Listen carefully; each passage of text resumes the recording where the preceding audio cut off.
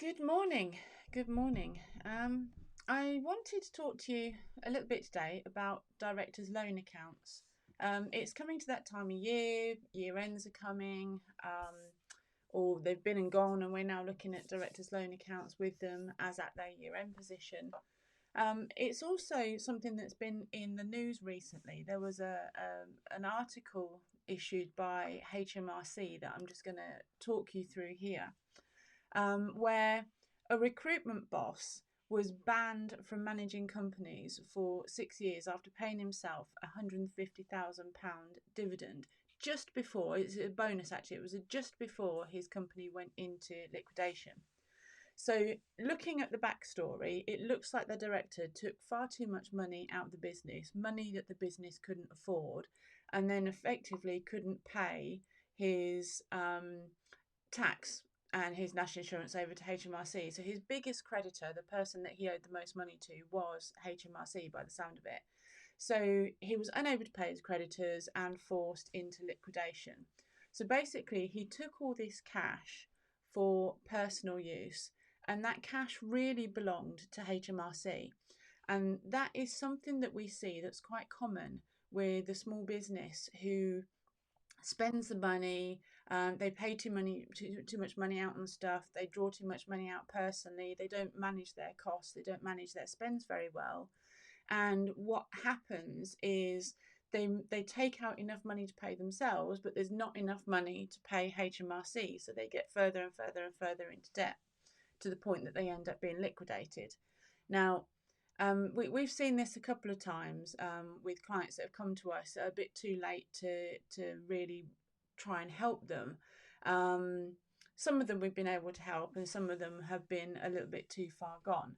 Now, this particular director knew that HMRC was going to come up after him and knew he'd be pursued by HMRC for the overdrawn director's loan account, because this wasn't his first company failure. He'd done this before. So he decided that he was going to take steps that he thought was going to protect him against HMRC. Now, before the company went into liquidation, he then declared a bonus to try and offset his director's loan account. And of course, he didn't pay the business tax, the corporation tax due to HMRC on the profits in the company, and he didn't pay any personal tax or PAYE on the cash that he'd declared as a bonus. So obviously, if it goes through payroll, it should have had tax and national insurance, and he didn't pay that over to HMRC either. Or so it seems from reading the HMRC story. So HMRC were having none of this, and they took him to court and pursued him for the debt. He ended up being struck off as a director and being banned from running companies for the next 6 years.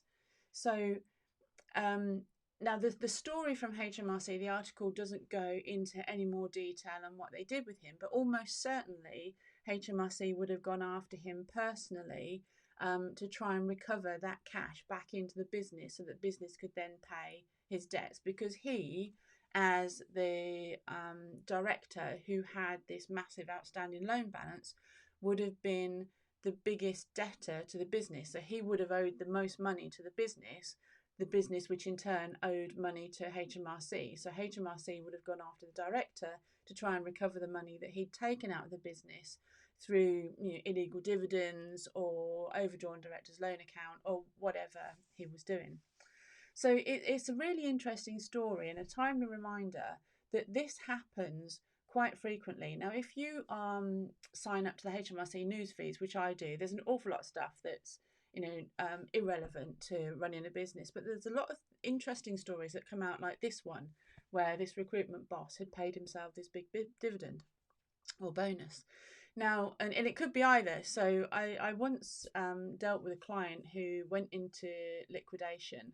It was a really unfortunate series of events where they had a brilliantly profitable project, and the project itself went wrong at the very, very end, and they were caught in a chain of suppliers that simply couldn't get out of their commitments to deliver against this contract, but then the contractor wasn't actually paying. And there was a long supply chain in this particular project.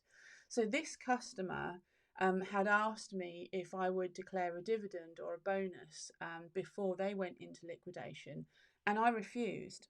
So after that, there was much argument and much deliberation. They were really cheesed off that I wouldn't declare this dividend because I knew that it wasn't the right thing to do. I knew that if I did, they would potentially get struck off.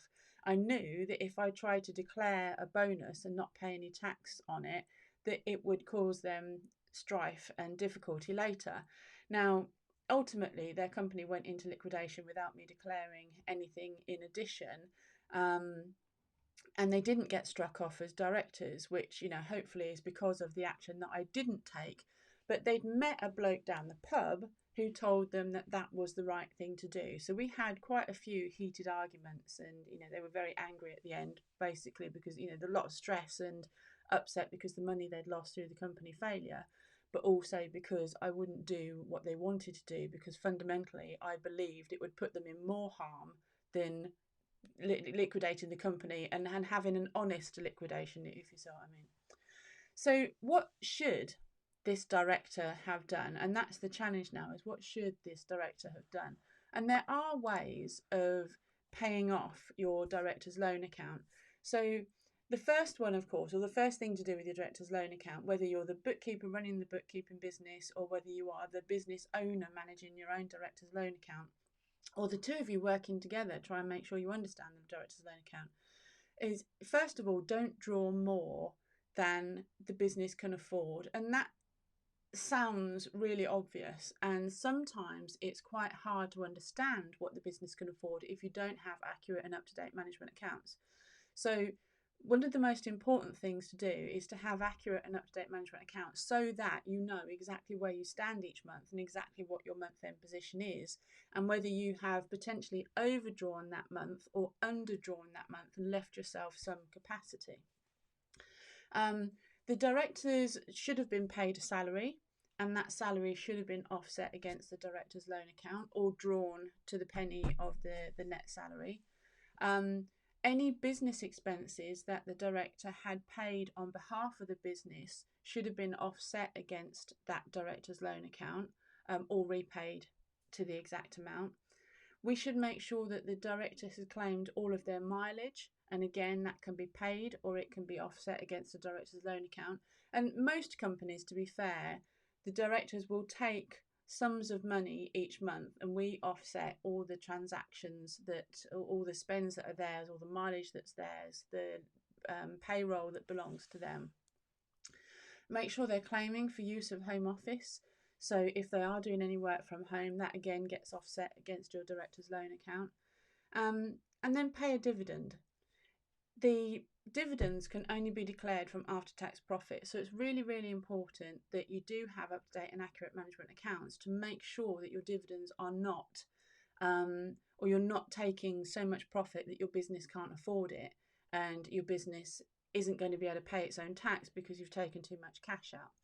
So if all of these things don't cover the amount of overdrawn director's loan account, the only other resolution to make sure that you can pay down your director's loan account is to put money back into the business. Now, of course, that's difficult because quite often the business owner has spent the money by then, which is why it's so important to manage it in the 12 months during the year, not after the year end.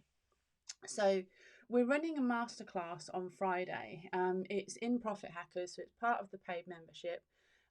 So if you join today, then do sign up for Friday's masterclass. We're going to be looking at directors' loan accounts in a lot more detail, both from the bookkeeper aspect, if you're the bookkeeper looking after that business set of accounts, or if you're the business owner who doesn't really understand, doesn't know their director's loan account, or maybe has an overdrawn loan account but doesn't know what to do about it. So there should still be time, if you're close to your year end, or even if you're shortly after your year end, there is time to do something about that and take control of it. So take a look, sign up today. There's a link I'll put a link in the box below. And join us on Friday, where we're going to have a look at directors' loan accounts in a lot more detail and see exactly what steps you need to take if you're overdrawn to pay that off before you start incurring costs and fines. That's it from me today. I'll speak to you soon. Bye for now.